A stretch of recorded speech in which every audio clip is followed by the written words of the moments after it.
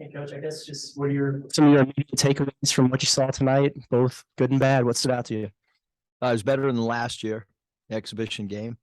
Um, there's some areas we got to get better at for sure, which, it's turning the ball over, which was a problem overseas. And the 16 turnovers is troublesome just because we want to get a shot on goal. But we only had 5 in the second half. And it wasn't, it was kind of turnovers off trying to make home run plays. It wasn't, pressure's not going to, I don't think, going to bother us. So it's more just us understanding value of the ball. I mean, there was a TB dribbled off his foot one time. AB tried a full court. So it wasn't anything that per se the defense took away from it. It was more self-inflicted turnovers. Really happy with our ability to move the ball with 186 passes, not the 200 that we want. Historically, we've been a high volume free throw attempt team. 37 FTAs tonight, although we've got to improve drastically in our free throw percentage. But I thought we did a great job of attacking the rim and drawing fouls. We rebounded the ball well defensively. We shot the ball well from 3. Work on our free throw percentage and work on our taking care of the basketball. Mention the turnovers and that they're self-inflicted. Does that give you hope that maybe as the team plays together more that you'll be able to reduce those? Yeah, I think as you play together, it'll be reduced. It'll also be reduced when I stop playing guys that turn the ball over. So I think it's a little bit of both because obviously I think we played 13 players in the first half. I mean, it's not going to happen. That's not in our DNA. So, but I'm glad that everybody got an opportunity to play tonight. Just another, way to evaluate everything.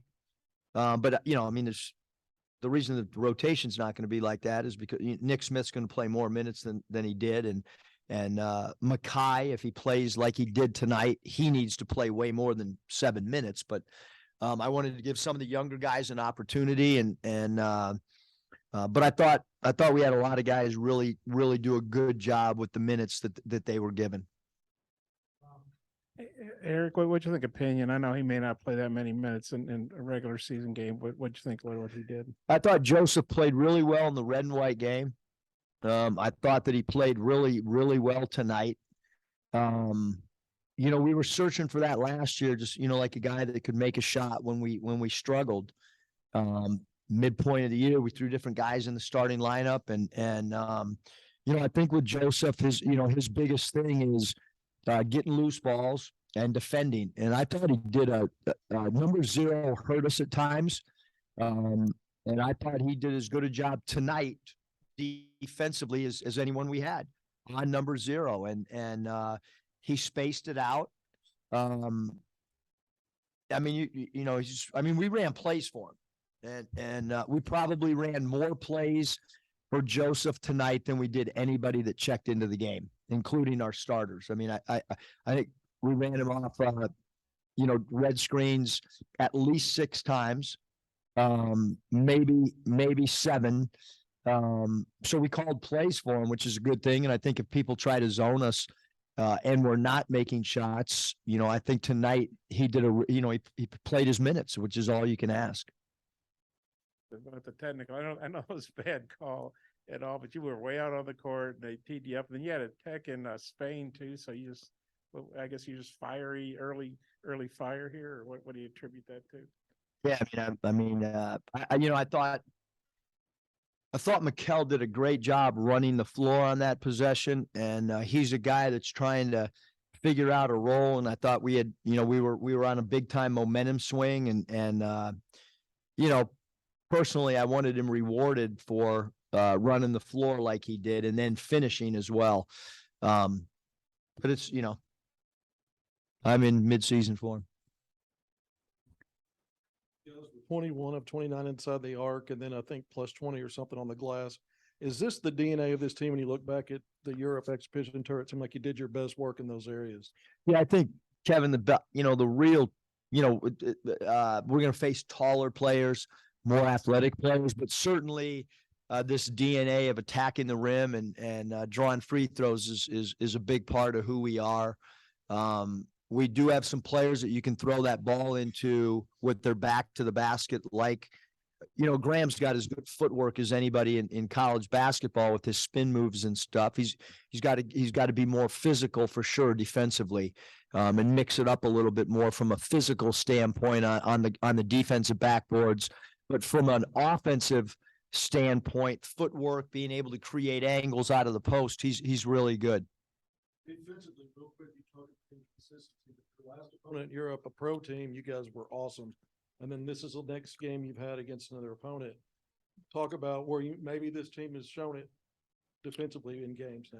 Yeah, if you want to play, if you want to get on the floor, you're going to have to play defense with us. And, we're going to demand it even, like obviously the last game in Europe we played is about as good a defensive as I've seen a team play. And I thought tonight we were really good, but, the level of competition changes drastically on Saturday. What's the balance like as a coaching staff of trying to figure out what things you can improve on with your team versus just what are characteristics of your team as the sample size continues to grow? Yeah, I mean, I think that to get better, one, because we got a lot of young new players. So we're gonna get better just because we have 11 new guys and we've only had 5 competitions with each other. We know where we got to shoot the ball better. We got to take care of the ball better. And I think we will, but I think we have the potential to be a good defensive team. Kai Mitchell, it seems like he had some really good defensive moments early in the game. Kind of what'd you think of his performance? Yeah, he's a high energy guy. He's execution on our second, third, and fourth options are going to be really important for him to know those both at the 4 and the 5 for us. That's one of the areas that we want him to continue to get better at. It's all good. Coach, we really saw an ability from your team to play above the rim today. Just how valuable is that? It seems like you have more of that ability this year than you do last year. And do you think what we saw today, that could be something that we see throughout the season? Yeah, I mean, we do 1-minute lob stations every day. And we do a good job of basket cutting. I thought last year we had some guys that were really good, corner cutters and 45-degree angle cutters. That's something we've talked about. And I think we have the potential to be a really good running team as well, as long as we can, do a little bit better job taking care of the ball. Trevin and Anthony about your technical, and they pointed to how they were able to feed off of it. The crowd fed off of it. Is there a strategic aspect of that when you try to get a technical, or is it just kind of you get caught up in the moment? Yeah, I think I just kind of blank out. I think Nick ended up with 9, but he scored your first 7, kind of, set the tone. He scored 7 before Rogers State even scored at all. What'd you think about the start he gave you and how you guys kind of, got y'all going? Yeah, I thought it was, when we ate in here today, because we eat in this room, we have video playing on that board. I kind of sat back and watched, and he was the one guy that was watching film of our opponent. We had more talking and communication in our team meal probably than we've had since I've been here. It was louder in the eating room with, but I did survey. I thought Nick was ready to play. And when we ate team meal, Moses was the guy that had his chair straight in front of that video too. So we have the video running so that people can get an extra look at the scout. But I did make that comment at the coaches table, and then one of them, came back and said, that's true, but we also have a lot of communication going on, where last year there was times where guys ate and just kind of didn't say much. I think this group is coming together and enjoying one another. You talked about being maybe a good backcourt team in terms of blocking shots. Anthony Black gets one early, but all the things he does, have you had a player in college that can do so many things on a basketball court and impact so many aspects of a game? Well, I think the biggest thing with Anthony is just that he's going to keep getting better. I mean, he's just scratching the surface. So because of his ceiling, I mean, he's a really, really special player. Just because of the size and length. I mean, the only guy that we've had that's, that, and they're different players, but Cody Martin had that, 6'7" point guard. You just don't get point guards, that tall, and that athletic. Coach, before the game, you mentioned that your message to the team was 1 through 13 playing up to your talent level. Do you feel like you took a step forward in that regard tonight? And then how important is that message going to be moving forward, given what you have coming up on the schedule? Yeah, I mean, I think we got to play up to our talent level. I don't think we do every day in practice, but I don't think every team in the country does either. I think there's very few that do.